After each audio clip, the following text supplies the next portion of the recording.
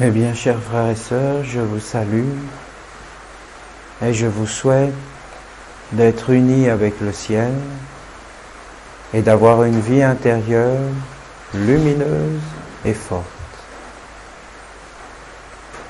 Maintenant, je ne sais pas si ça va être facile. Est-ce que vous m'entendez là? Ça va le faire?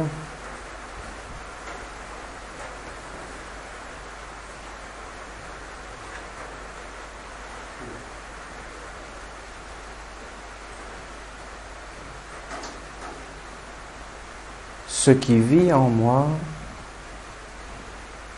c'est l'image d'une femme que je vois très bien et que j'ai vue à la télévision. Elle est restée à l'intérieur de moi. Je vois cette femme, bien sûr, qui passe devant les caméras, donc dès qu'il y a une caméra, il y a quand même quelque chose de faux.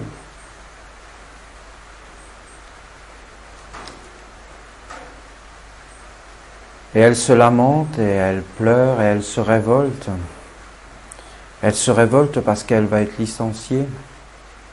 Elle travaille dans une usine, je ne me rappelle plus laquelle. Et elle dit, cela fait 20 ans que je travaille dans cette usine. Et je vais être licenciée. Ils m'ont licenciée pour licenciement économique. Et alors elle est révoltée.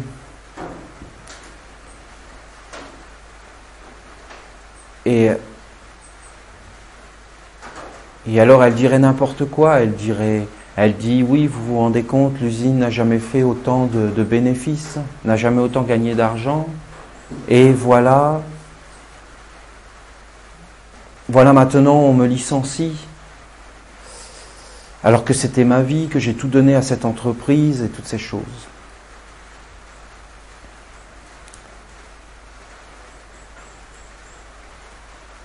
Mais en réalité, c'est troublant. La naïveté des gens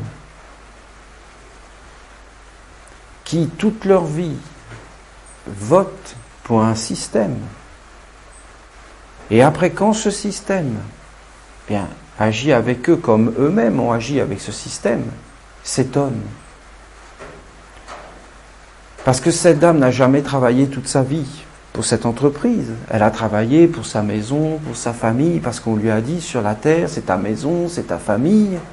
Et elle a cru que cette entreprise était indue. Et elle a cru que c'était normal que cette entreprise lui appartenait parce qu'elle travaillait dedans. Mais elle ne s'est jamais comme posé de questions sur pourquoi elle travaillait dans cette entreprise, quel était le sens de sa vie.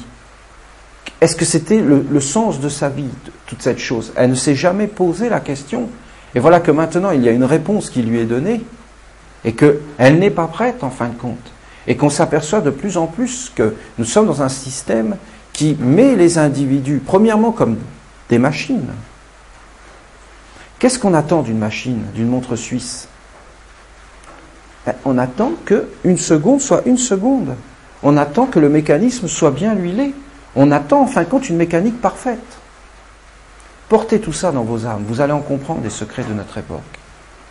On veut que la personne soit là à l'heure, qu'elle fasse son travail d'une façon efficace, qu'elle se taise, et quand la machine ne fonctionne plus, mais ce n'est qu'une machine, il n'y a pas d'âme dans tout cela. Ces êtres vivent sans âme, sans rien donner pour l'âme.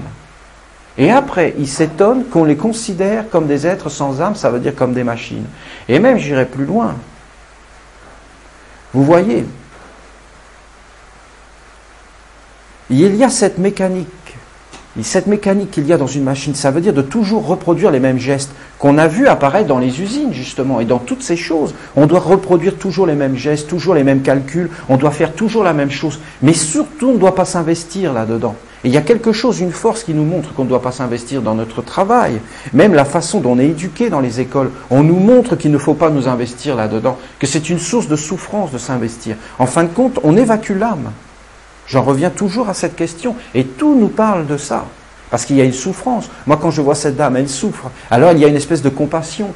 Ça peut exciter la révolte, ça peut exciter la guerre. Mais on voit bien dans le fond la guerre sociale, la guerre entre les êtres. Ça répand des pensées dans l'atmosphère qui sont des pensées qui font mal à tout le monde. Parce qu'on ne veut pas que les gens souffrent quelque part. Mais il faut remonter bien en avant. Parce qu'il y a quelque chose d'égoïsme là-dedans dans ce travail. Il y a quelque chose vraiment de ne travailler que pour soi. J'avais vu un autre personnage qui faisait grève, c'était un homme. Ils avaient bloqué leur usine. Et on voyait cet homme qui s'exprimait en disant voilà, il parlait tout le langage de ceux qui font grève. Qu'ils n'étaient pas assez payés, les cadences et tout ça. Hein. Et derrière, on voyait un tank, parce qu'ils fabriquaient des armes. Mais bien sûr qu'aujourd'hui, il faut fabriquer des armes. Mais ce que je veux vous montrer, c'est comment, à quel point, on peut parler de choses, on peut parler de salaire, on peut parler d'une vie qu'on nous a fait miroiter. Je vous dis qu'il faut payer son crédit, qu'il faut payer sa maison, qu'il faut faire vivre ses enfants et toutes ces choses, sans se rendre compte qu'on fabrique des armes. Des armes. Comment on peut fabriquer un obus? Comment ces choses sont possibles? Comment on peut s'épanouir dans un tel travail en sachant que l'obus va aller un jour exploser dans une maison serbe, chez des Palestiniens, chez des Israéliens, qui va servir à massacrer, qui va exploser dans une maison avec des enfants, ou même qui va rentrer dans le corps d'un homme et qui va exploser? Comment on peut s'investir dans un tel métier? Comment on peut vraiment être là-dedans? Comment on peut avoir une âme en faisant des choses pareilles? C'est une question que je me pose. Mais cet homme, il ne se la pose pas la question. Parce que cet homme, lui, il ne voit pas du tout le métier qu'il fait. Et il voit l'argent qu'il gagne. Et il voit qu'il a besoin de cet argent pour vivre. Et moi-même, quand j'étais jeune et que j'étais à l'école, je suis effaré. Même maintenant, quand j'y repense, je suis effaré de la façon dont ils m'ont orienté avec le conseiller d'orientation. Oui, maintenant, il y a de l'emploi dans l'électronique. Il faut que tu ailles dans l'électronique. Sans s'intéresser de moi. Est-ce que j'existais, mes goûts, mes valeurs, tout ce que j'avais, tout ce que je portais en moi, ce dont pourquoi je suis fait. Mais alors, on parle de civilisation, mais le monde n'a jamais été autant une jungle où il faut faire sa place, où il faut se battre, en réalité. Sinon, on se retrouve avec un métier qui ne nous correspond pas du tout. Et le métier, c'est quand même la chose dans laquelle on sera le plus au monde. On est plus à son métier que dans sa famille, que dans ses loisirs. Même maintenant, s'il parle de faire des loisirs, mais des loisirs de quoi? Les gens sont perdus. Et alors, on est plus dans son métier. On est autant dans son métier que dans le sommeil, presque, un peu moins. Et on dort autant dans son métier que dans le sommeil. On dort dans son métier. On ne sait même plus pourquoi on travaille. Quand je vois ce conseiller d'orientation, il me disait simplement, qui était le maître? Le chômage. Le chômage était là.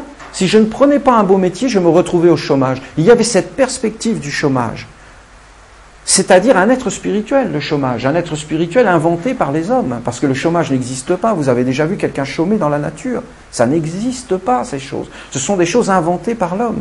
L'homme, dans un système qui ne fonctionne pas, invente du chômage parce qu'en fin de compte, ça ne fonctionne pas.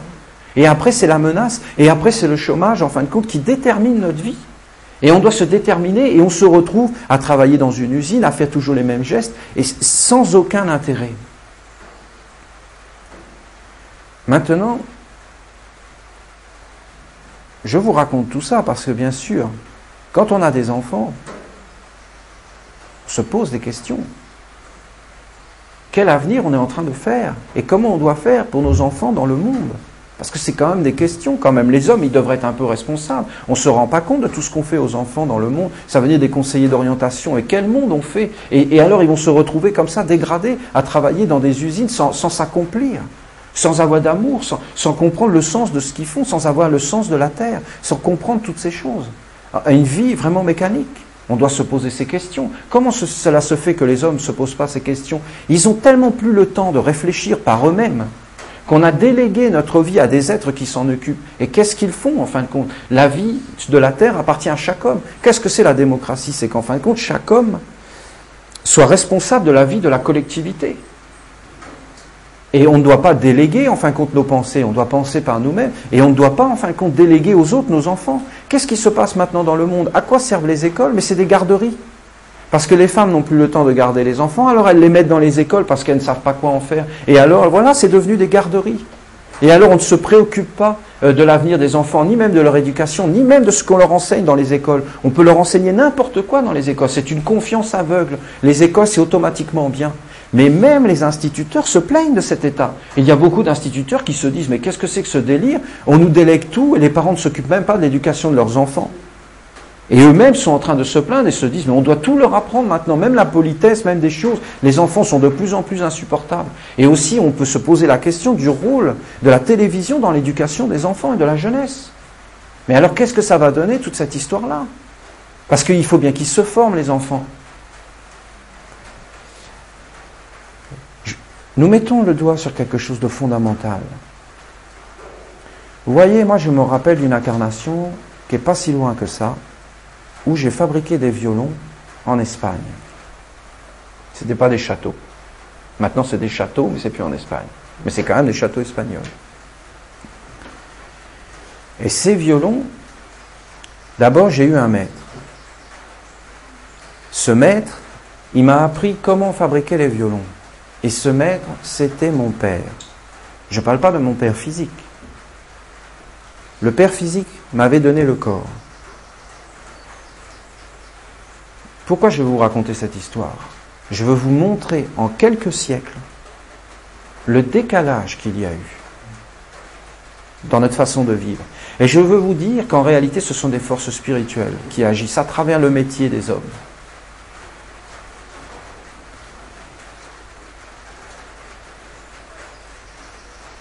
Déjà du temps du Maître Jésus, elles avaient commencé à agir de telle sorte que Jésus, qui était, je vais y revenir, qui était comme un être de Dieu, ne pouvait pas se manifester sur la terre.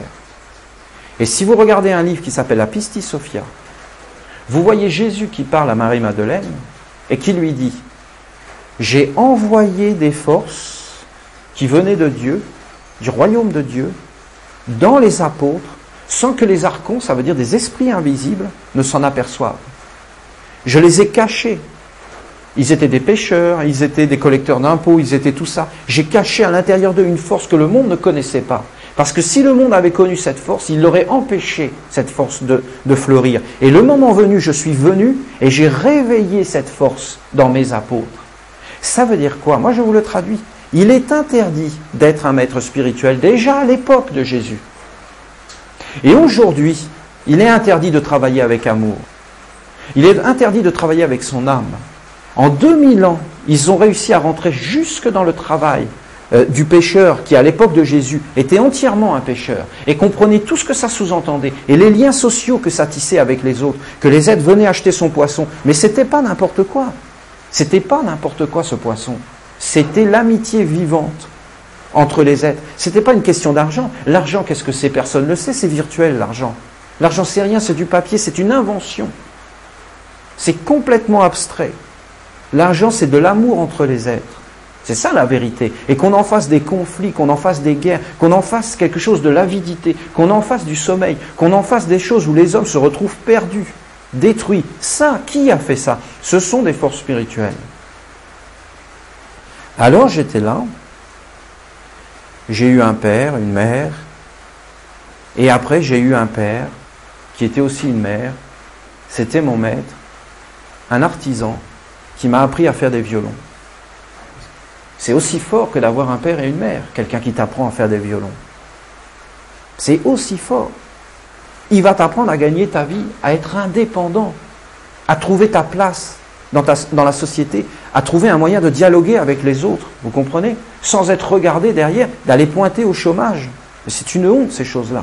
C'est une honte de dégrader les hommes de cette façon. On ne peut pas accepter ces choses-là. Moi, personnellement, je suis là, gentil, à faire la méditation assis sur le sol, mais je ne l'accepte pas.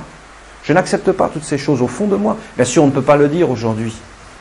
On ne peut pas dire vraiment ce qu'on pense aujourd'hui. Mais comment on peut accepter ça? Mais ça devrait être une mobilisation générale pour pas que les hommes soient dégradés. Mais les hommes eux-mêmes ne le veulent pas, ils ont voté pour le mauvais maître. Mon maître m'a appris mon métier, faire des violons. Au début, je n'ai rien compris à son enseignement, rien du tout. Mais cet homme, il m'a conduit jusqu'au Christ. Il ne m'a jamais parlé du Christ. Jamais il ne m'en a parlé. Il ne m'a jamais parlé de magie, il ne m'a jamais parlé d'enseignement spirituel, il ne m'a jamais parlé de spiritualité. Tout était spiritualité dans ce qu'il faisait, tout. Pourquoi? Parce que cet homme aimait ce qu'il faisait. Il faisait des violons avec amour.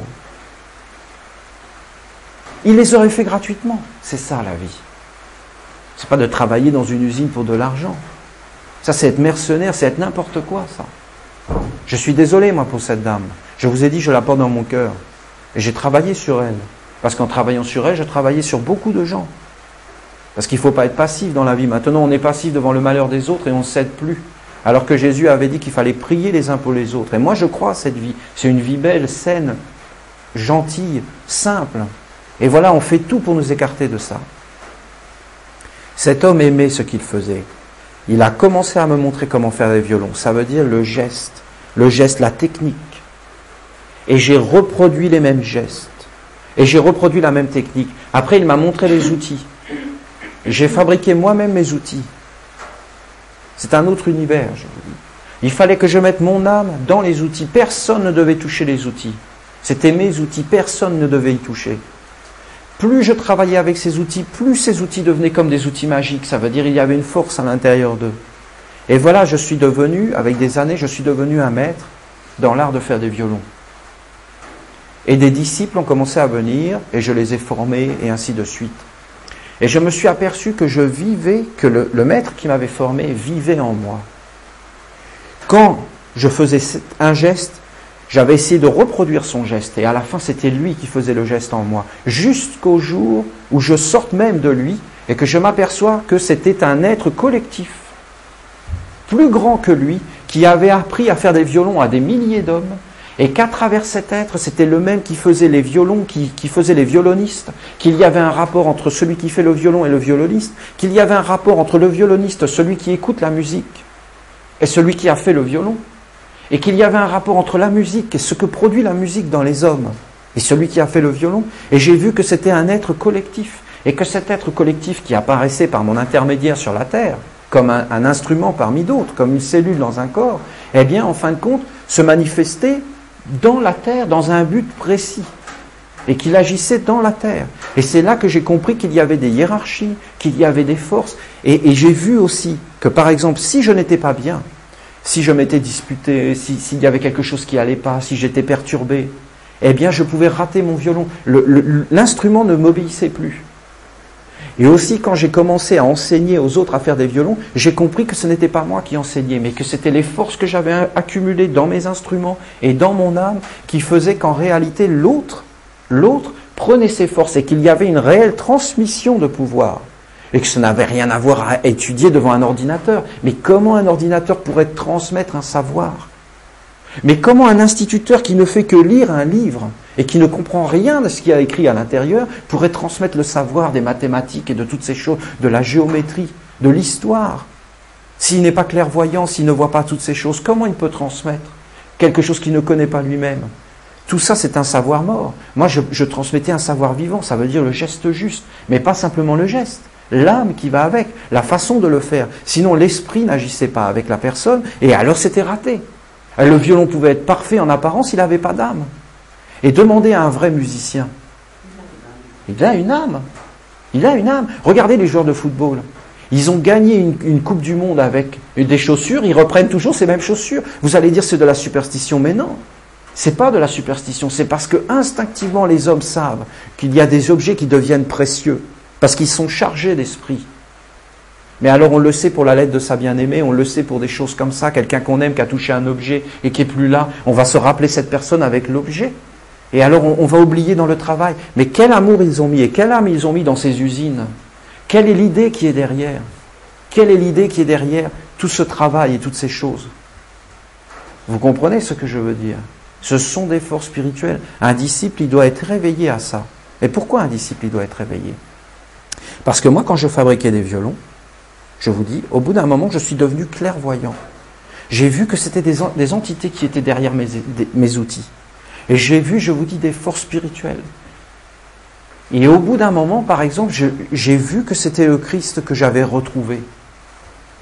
Mon Père travaille, et moi je travaille un avec lui. Mon maître travaille à faire des violons.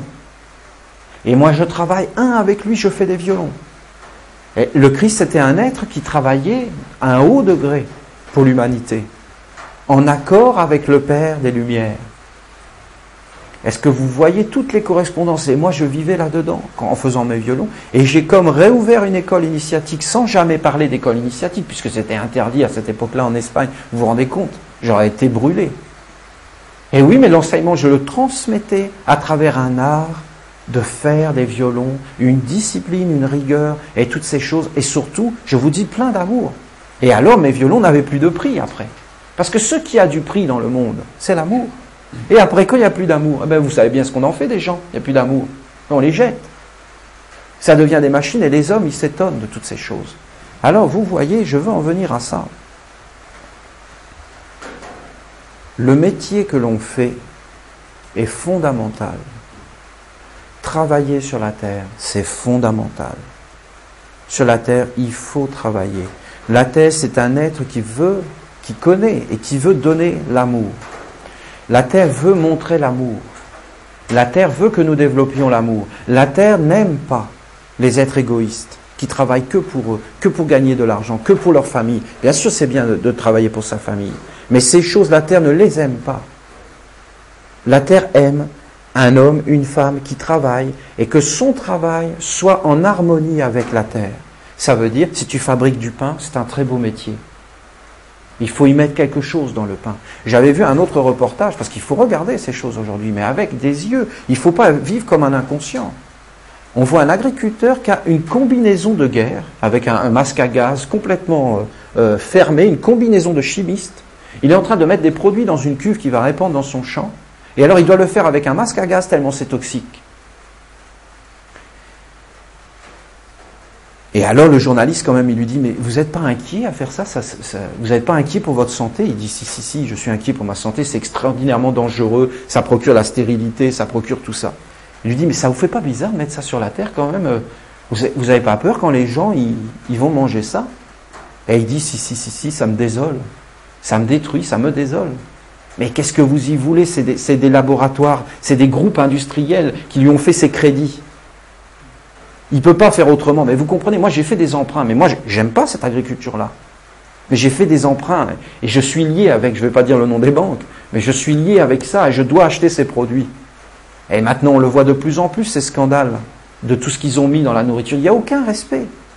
Mais les hommes, ils travaillent là-dedans, mais ça les détruit.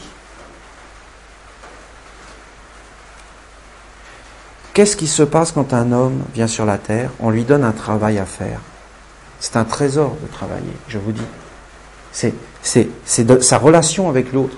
C'est d'avoir sa place dans la vie. C'est de faire du bien aux autres. Il n'y a pas de métier indifférent, mais c'est de la façon dont on le fait.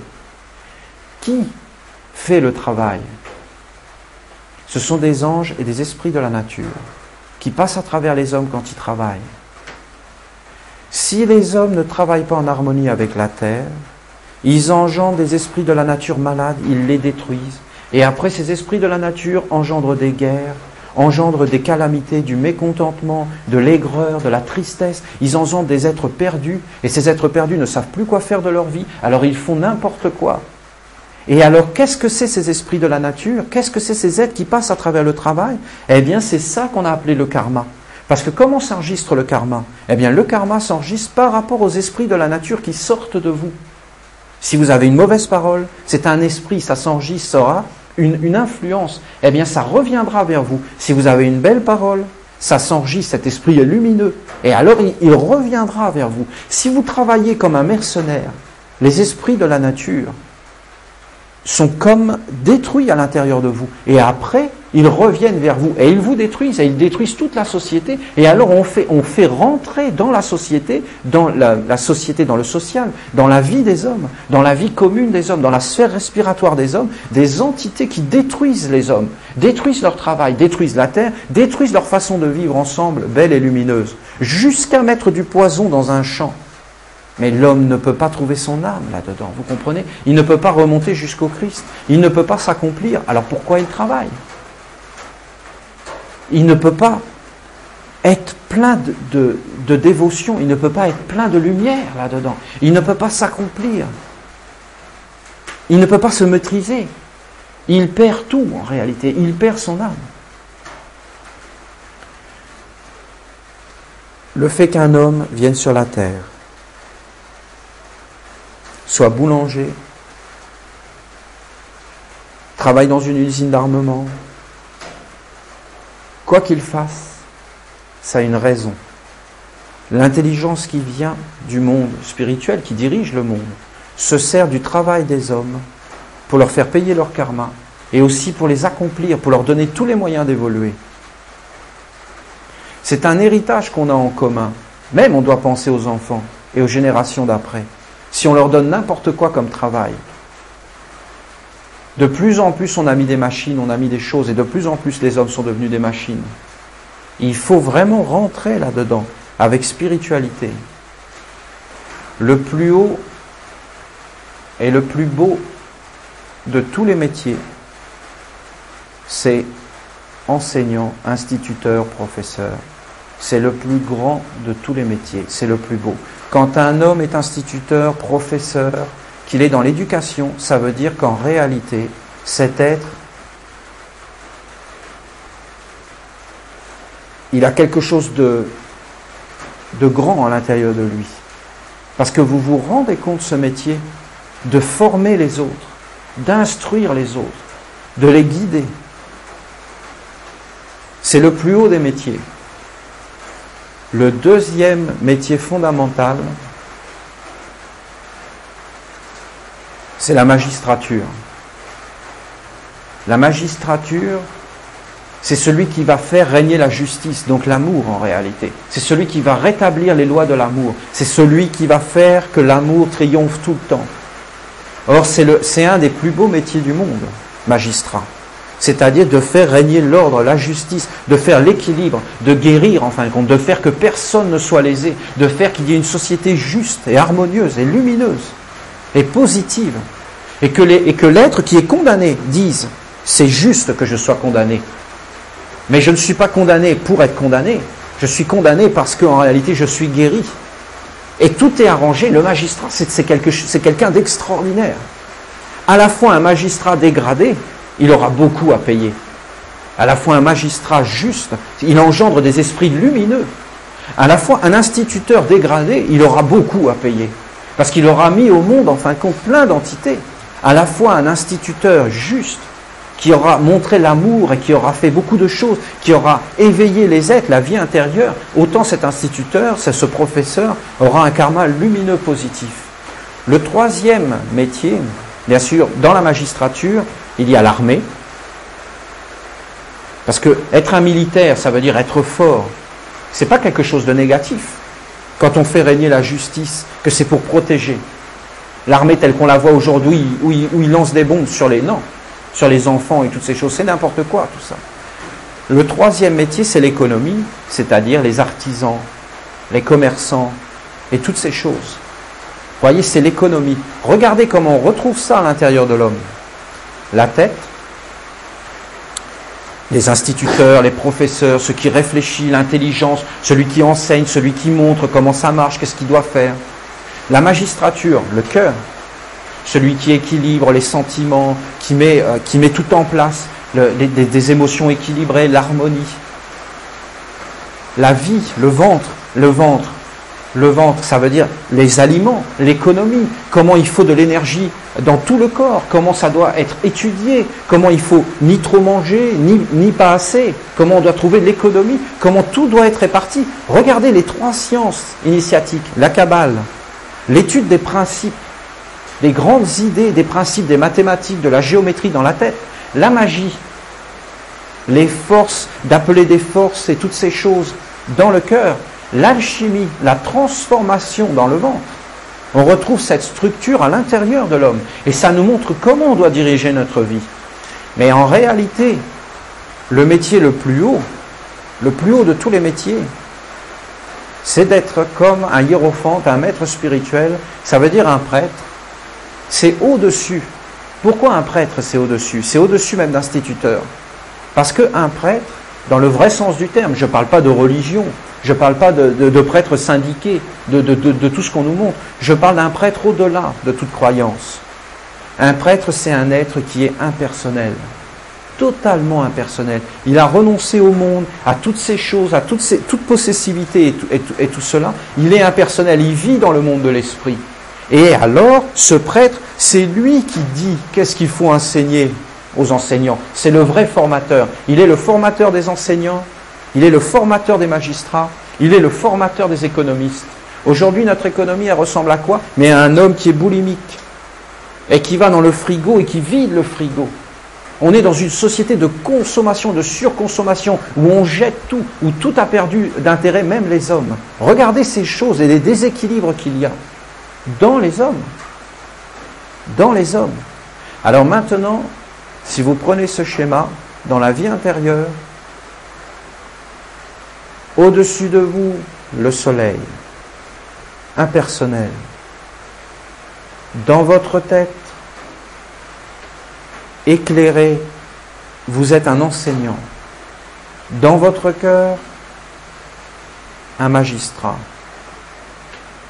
Dans votre vie, un économiste, c'est-à-dire l'économie, l'abstinence, le contrôle de beaucoup de choses, la maîtrise de soi, c'est de l'économie. Dans l'extérieur de vous, votre travail pour le bien de tous les êtres. Si je fabrique des clous, si mon travail c'est de fabriquer des clous, il faut que je mette à l'intérieur des clous les forces que les hommes ont besoin des clous, que je fais quelque chose qui est utile pour les autres. Il faut que mon âme soit là-dedans. Il faut que je fasse mon métier avec amour. Quoi que ce soit mon métier. Si je suis une femme et que j'élève des enfants, je le fais avec amour. Si je tiens ma maison, je le fais avec amour. Si je vous dis, si je suis camionneur, il faut que je trouve quelque chose qui, là-dedans, fait que des esprits lumineux entrent dans mon métier, dans tout ce que je fais, la façon dont je le fais. Il faut que chaque homme, en fin de compte, cherche ça. Et alors, il se libérera du karma. Sinon, l'homme va vers le malheur.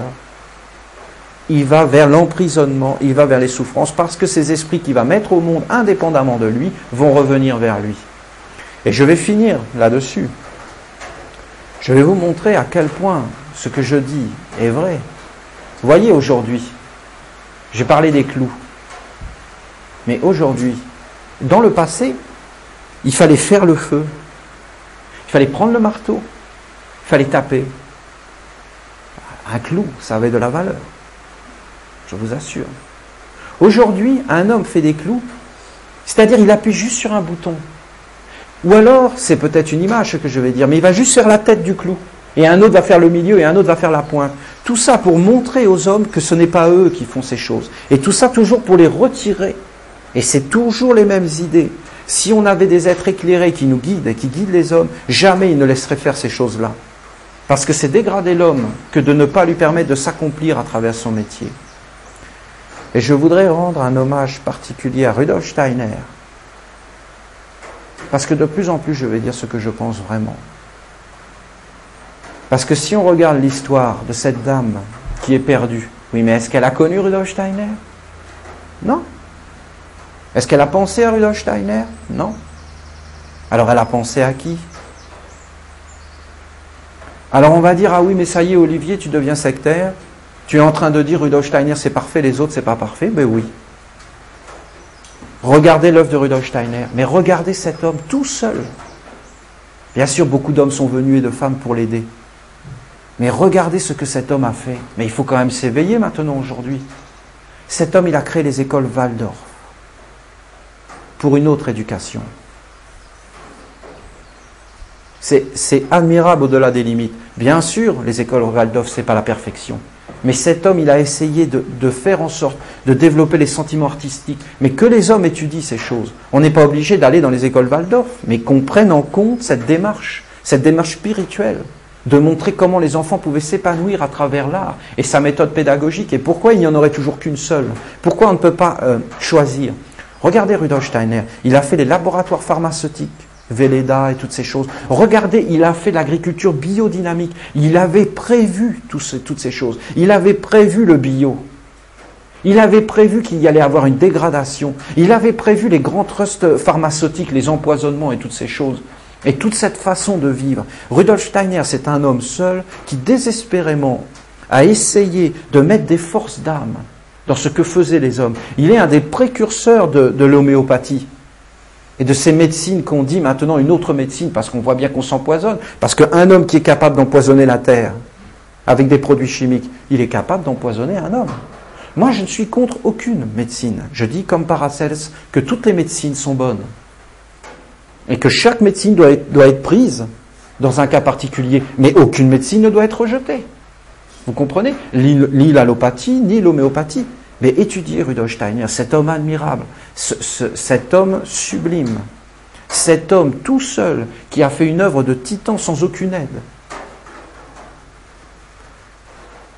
L'éducation, la terre, l'agriculture, ils ont fait des laboratoires pharmaceutiques pour une autre approche. Mais on ne l'a pas compris, cet homme. Ce n'étaient pas les produits qui l'intéressaient. Ce qui l'intéressait, c'était que l'homme fasse d'une autre façon son travail. L'agriculture biodynamique, c'est pas dans un rapport avec les astres et les étoiles.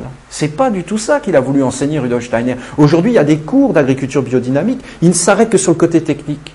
Rudolf Steiner, il a voulu dire aux hommes, avec sa façon de le dire, parce que c'était un homme extraordinairement intelligent, il leur a dit étudiez les étoiles, étudiez le cosmos. Pourquoi? Parce qu'il voulait que l'homme s'ouvre à son environnement beaucoup plus grand. Il voulait montrer que le champ n'est pas simplement un champ. Il voulait montrer que le champ est un lieu cosmique. Vous comprenez? Que l'homme s'investisse, qu'il trouve son âme là-dedans. Que c'est son âme. Il voulait montrer que les enfants n'étaient pas simplement des êtres qui viennent là, qu'on doit garder, qu'on doit leur enseigner n'importe quoi, et qu'après on doit les renvoyer chez eux, et qu'on doit faire ça pour de l'argent. Il voulait leur montrer que c'était des âmes, que c'était des fleurs, des plantes, et qu'il fallait les développer, qu'il fallait avoir l'amour, qu'il fallait les arroser avec l'eau de l'amour. Il a voulu faire ces laboratoires pharmaceutiques parce qu'il a voulu montrer que les produits chimiques n'étaient pas des produits chimiques, mais que c'était des âmes vivantes, c'était des êtres à part entière. De même, moi, avec mes violons, mes outils n'étaient pas des outils. C'était des outils magiques, c'était des entités qui étaient à l'intérieur, qui me parlaient, qui me disaient comment il fallait faire.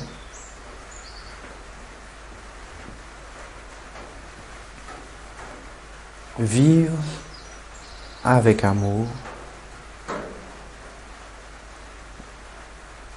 se tourner vers les êtres qui servent l'âme et l'amour.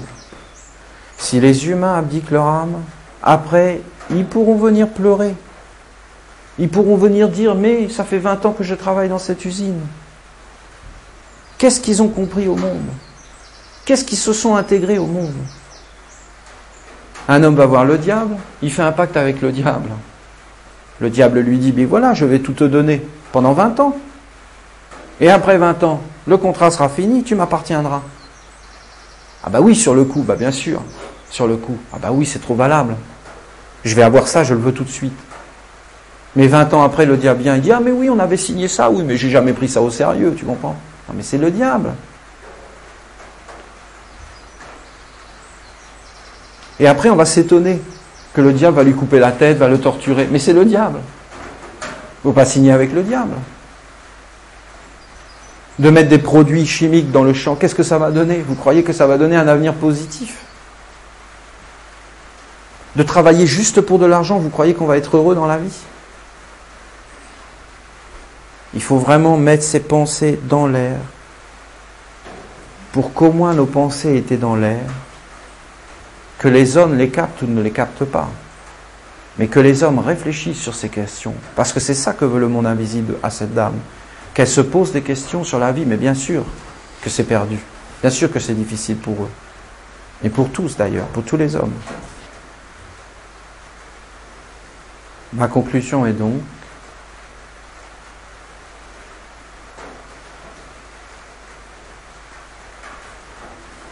quoi que la vie vous fasse faire comme métier, regardez pourquoi vous le faites, comment vous le faites. Ayez une vie collective, sociale, de vous intéresser aux autres. Souvent les métiers, c'est un moyen dont se sert la nature pour que nous rencontrions des personnes avec lesquelles nous avons un karma, pour que nous le réglions. Et en fin de compte, qu'il soit positif ou négatif. La nature veut que nous nous rencontrions les uns les autres. Et c'est un fantastique moyen de se rencontrer que le métier. Par exemple, de vendre des clous. Des gens vont prendre ce clou dans la main. Ils vont le planter, ils vont faire une maison, un meuble avec. Il va continuer à vivre. Si vous avez mis votre âme dans ce clou leur portera chance. Voilà, je crois à ça, moi. Si vous avez fait ça mécanique, ce clou leur portera pas chance. Et alors, on multiplie la malchance. Il faut que les hommes multiplient la chance, multiplier le bien dans les objets que l'on fabrique, dans tout ce que l'on fait. Multiplier ces choses, de ne pas empoisonner, de s'accomplir, de trouver son âme, son amour dans notre métier. Ça, c'est la richesse, ça, c'est la force. Impersonnalité au-dessus de votre tête. Vous êtes des enseignants dans votre tête. Vous devez enseigner toutes les cellules de votre corps. Vous êtes des juges dans votre sentiment. Vous devez donner la justice avec amour et ne lésez personne. Sinon, le peuple de vos cellules viendra vous demander des comptes et vous souffrirez parce que vous n'avez pas été un bon juge. Vous devez être un économiste dans votre ventre. Ça veut dire de gérer toutes les forces, les énergies et de ne pas léser le monde spirituel. Il faut redonner des énergies vers le monde spirituel. Sinon, le monde spirituel est lésé. Et les êtres en dessous vont commencer à se révolter. Pourquoi tu m'as licencié, toutes ces choses? Parce qu'il n'y a plus d'ordre et d'harmonie. Il faut rétablir l'ordre à l'intérieur de soi. Et à l'extérieur de soi, tout ce qui sort de nous, notre travail, doit être positif pour la terre, nous-mêmes, les autres et le ciel. C'est un art de vivre. Si les hommes appliquaient cet art de vivre, plus de chômage, plus de difficultés, 90% des problèmes résolus.